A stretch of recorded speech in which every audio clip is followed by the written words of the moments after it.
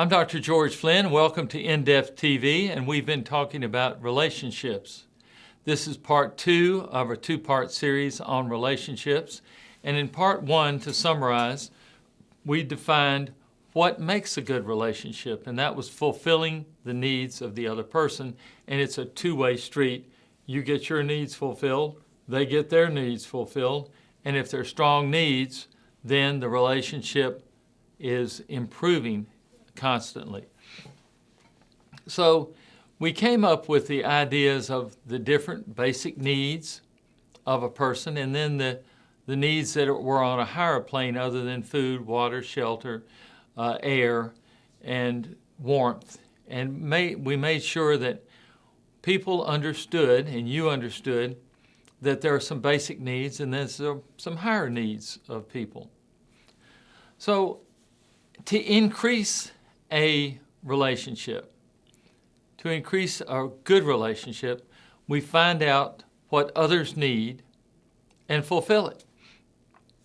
To end a relationship, we find out what other people's needs are, and we do not fulfill them. And that relationship will gradually decrease and die off. So if you're not getting your needs fulfilled and they're not getting their needs fulfilled, the relationship usually ends. So what we've learned is if you're very good, if you've had a bunch of failed relationships, and I'm talking about at work, with your boss, with your coworkers, with the people working under your direction, or at church, or in social groups, or in family, or in extended family, we seem to be focusing on the relationships that fail. And if we're good at failing relationships, we just reverse the process and we can be good at improving relationships or having good relationships. So we fail in relationships by neglecting other people's needs and making sure your needs are neglected. That is a good way to fail in relationships. To succeed in relationships, you fulfill the other person's needs, and you get your needs fulfilled also. Now, how do they know? Well, they know your needs because you've heard this, and you tell them your needs. You tell them what they are. And then it's up to them to fulfill them or not. And it's up to you to stay in the relationship or not. So if your needs are getting fulfilled, then one half of the relationship is good.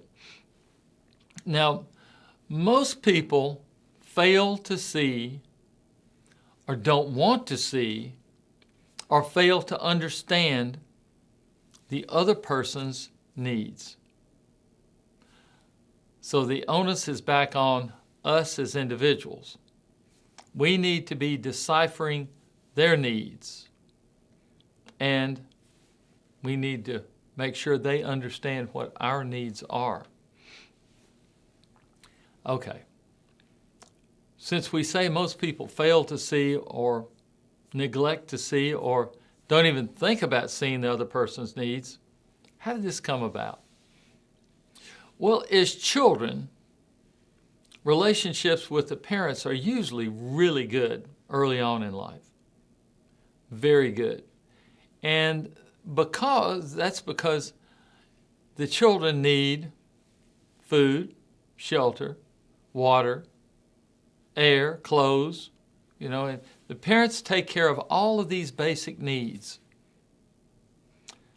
But as the children grow, they've got their basic needs fulfilled.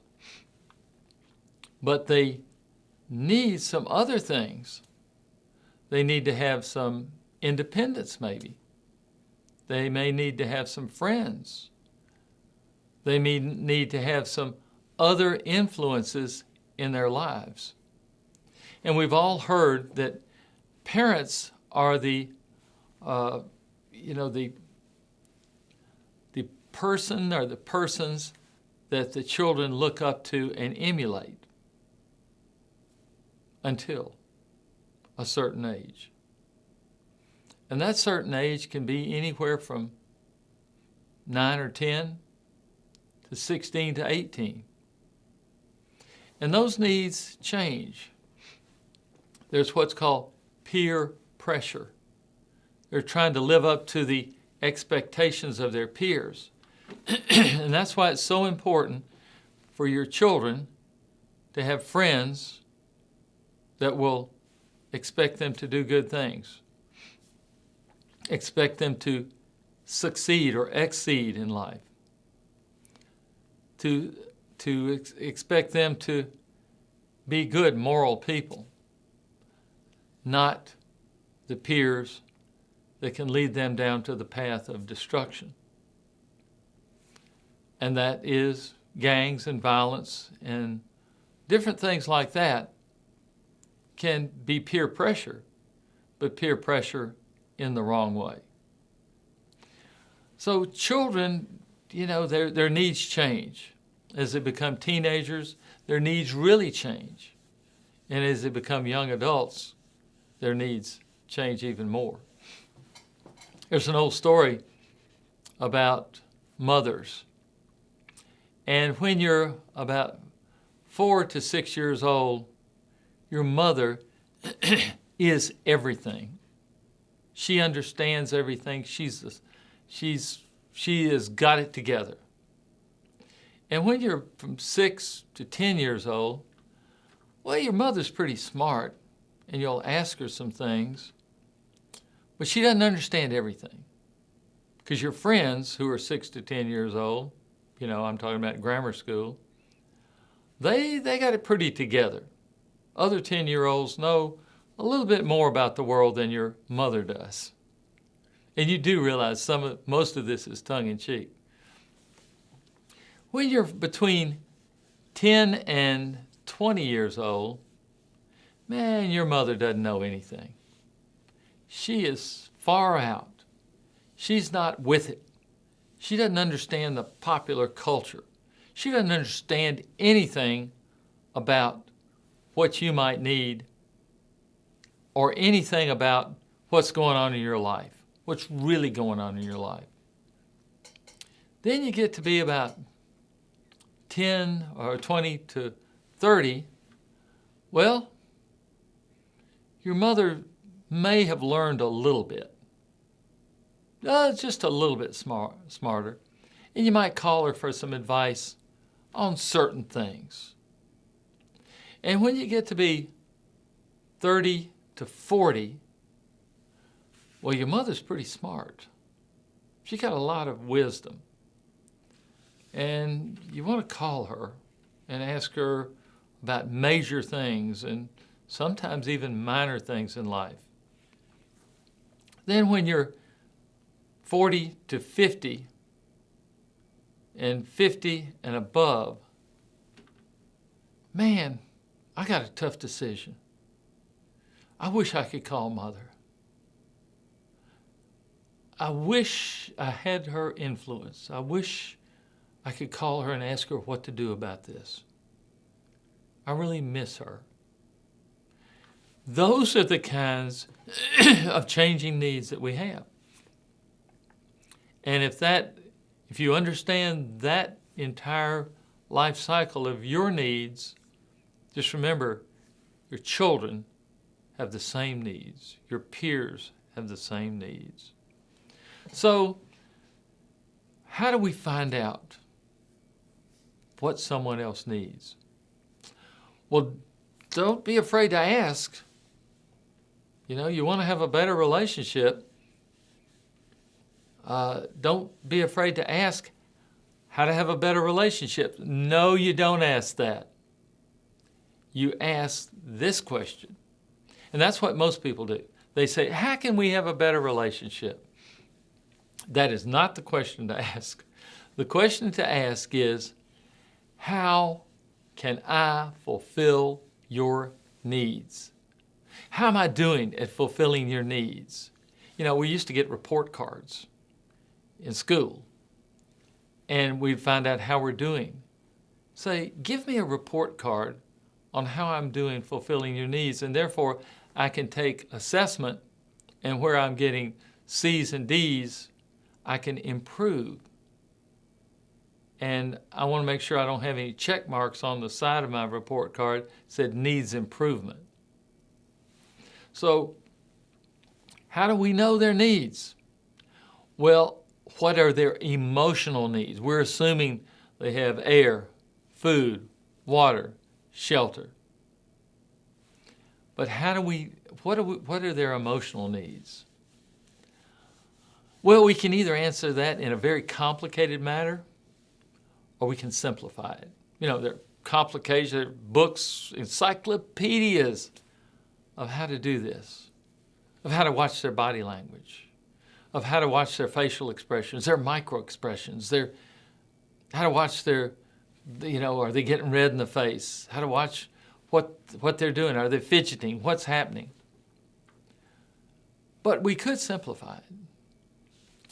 And we could say, what gets a positive response, that's developing a positive relationship. Whatever actions that you take that they give a positive response to with body language and facial expressions and them saying, "I thank you," and that is where their needs are. And so that's in developing a relationship. Now, why do I say developing one? It takes a little bit of time. It takes some time for you to say or do something and then make no response or a bad response, or say or do something and have a positive response where their face lights up. So that's about you seeing what's going on with them. Now, hopefully they're seeing what's going on with you, but you're only in charge of you. Quit worrying about them. You're fulfilling their needs. And this is why it takes a little bit of time to develop a relationship. Now, how do you sort all of this out? Well, one thing is, take some time. Think. Understand. Take time out of some of your activities. Your activities that are keeping you going, and you're multitasking and you're doing this and you're texting and you're emailing and you're twittering and you're doing all of this stuff. And I don't mean just the electronic media. I'm talking about you're maybe writing outlines, you're maybe doing this. Who knows what you're doing? I'm saying take time and relax and let the thoughts come to you. Have you ever noticed that you get the best thoughts when you're in the shower or in the tub and you're relaxed? I'm saying you don't have to be in the shower or in the tub. You can just relax your mind. You can daydream. You can just think about how you would like for things to go. And the ideas will come to you, because once you think, plan, and actualize your results, and you analyze them and say, this worked and this didn't work, I'm going to do a lot more of this and a lot less of this, and you change your approach when and where it's needed, well, that's the key to developing a better relationship. And some people say, you shouldn't have to work on a relationship. Well, that's wrong.